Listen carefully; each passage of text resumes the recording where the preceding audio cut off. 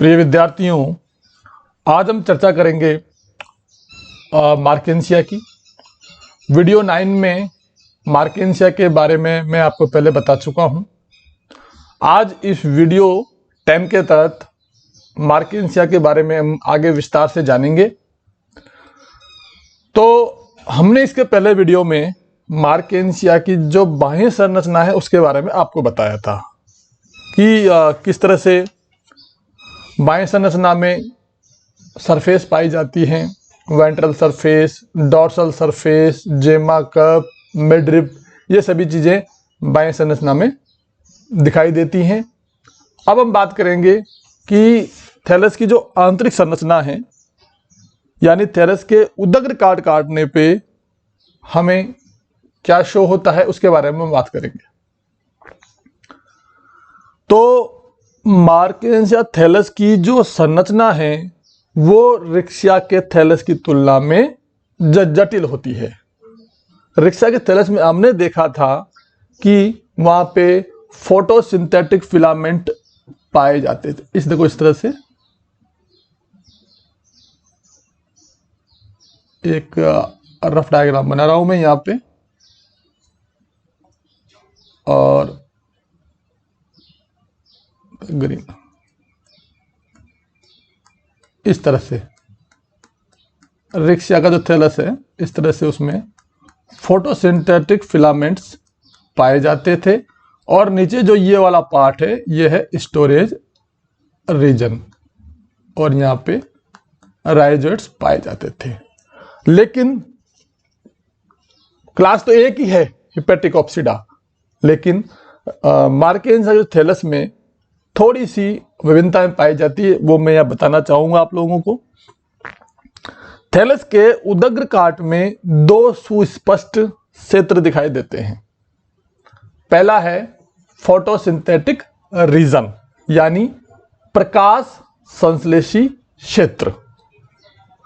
आप चित्र में देखिए, जो आपके सामने ऊपर वाला जो पोर्शन है मैं यहाँ पे जो दिखा रहा हूं, यह है फोटोसिंथेटिक रीजन। फोटोसिंथेटिक रीजन, इसके ऊपर जो ये यहाँ पे आवरण है इसे बोलते हैं अपर एपिडर्मिस, यानी ऊपरी अधिचर्म का आवरण होता है। अधिचर्म की जो कोशिकाएं हैं वो पतली भित्ति की होती है और क्लोरोफिल युक्त होती है। क्लियर?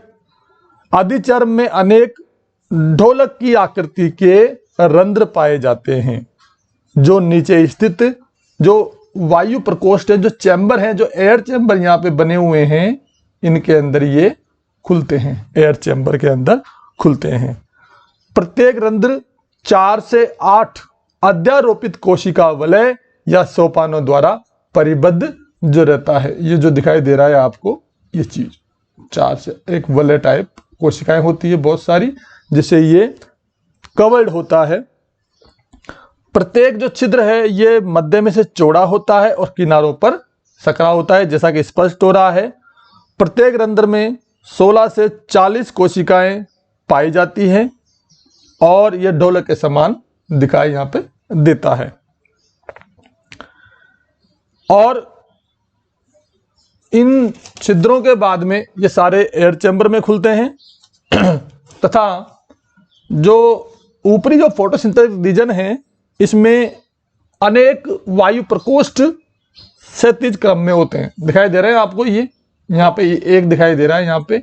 और अगर हम इसको रफ डायग्राम बनाएं इसका, तो देखो इस तरह से होगा इसका, ये इस तरह से। यहाँ पे सब एयरपोर मानिए आप, एयरपोर यहाँ पे।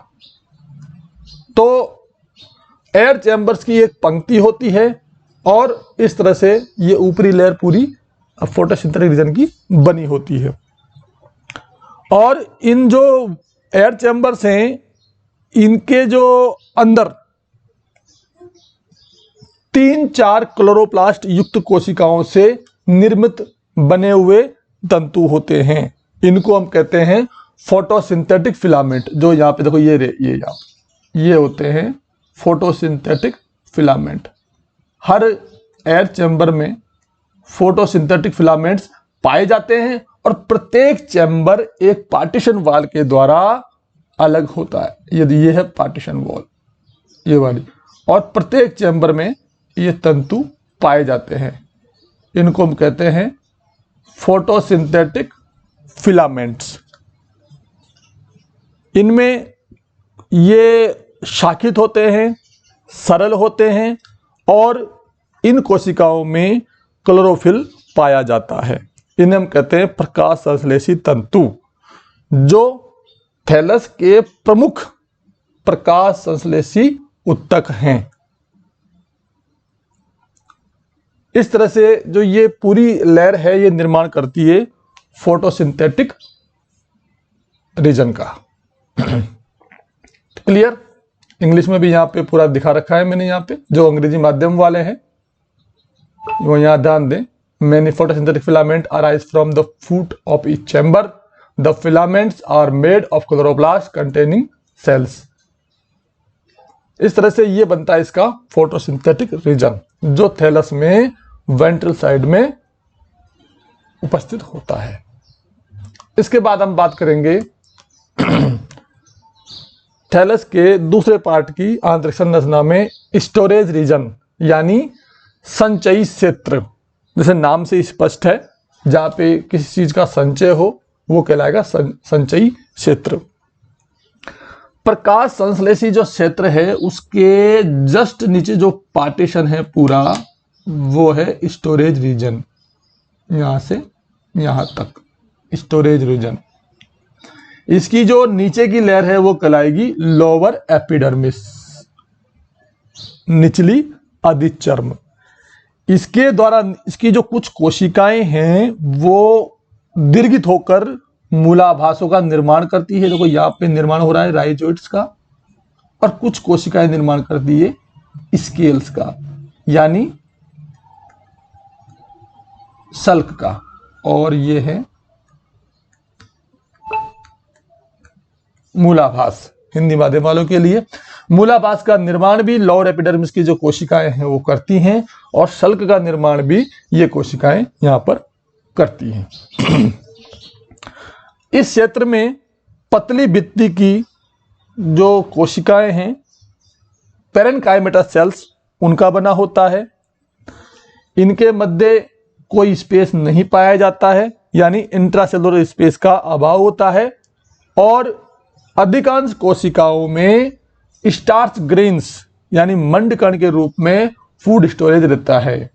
यहाँ पे दिखाई दे रहा है, यहाँ पे ये है स्टार्च ग्रेन्यूल्स हैं, उनके रूप में भोजन का संचय कोशिकाओं में होता है। क्योंकि इनमें क्लोरोफिल नहीं पाया जाता है, इनमें केवल स्टार्च ग्रेन्स पाई जाती हैं, इसलिए इसको संचय क्षेत्र भी कहते हैं। कुछ कोशिकाओं में ऑयल म्यूसिलेज सब्सटेंस संचित होता है, और जो इसकी मध्य क्षेत्र की जो कोशिकाएं हैं यहां पर जालिका रूपी स्थूलन रेटिकुलेटेड थिकनिंग पाए जाते हैं। देखो इस तरह से डायग्राम में नहीं दिया हुआ है, लेकिन मैं बता रहा हूं आपको, यहाँ पे इस तरह से थिकनिक बैंड्स यहाँ पे पाए जाते हैं। इस तरह से मध्य की कुछ कोशिकाओं में यहाँ पे थिकनिक बैंड्स पाए जाते हैं, या रेटिकुलेटेड थिकनिंग स्थूलन यहाँ पे पाए जाते हैं। इस तरह से ये इसकी आंतरिक संरचना है। थिकनिक जो यहाँ पे रेटिकुलेट यहाँ पे स्ट्रक्चर पाई जाती हैं, और इंग्लिश माध्यम वाले इसको यहाँ पे ध्यान देखें। Sales contain starch and protein granules, mucilage and oil containing cells are also present. Storage region thick in the center and tapers toward the margin. Cell of middle region are elongated and with the reticulate thickenings. इस तरह से इसकी ये आंतरिक संरचना होती है। कुल मिलाकर मेरे कहने का सार ये है कि मार्केंसा के थैलस में दो रीजन पाए जाते हैं उदग्र काटने के बाद में। ऊपर वाला फोटोसिंथेटिक रीजन जो यहाँ पे स्पष्ट दिखाई दे रहा है, जिसमें एयर चैम्बर पाए जाते हैं, फोटोसिंथेटिक फिलामेंट पाए जाते हैं, एयर पोर्स पाए जाते हैं।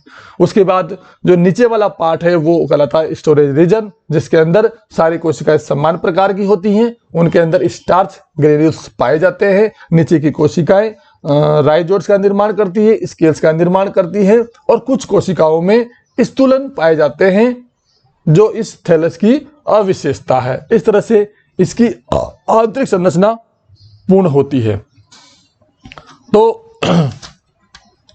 पूर्ण होती है।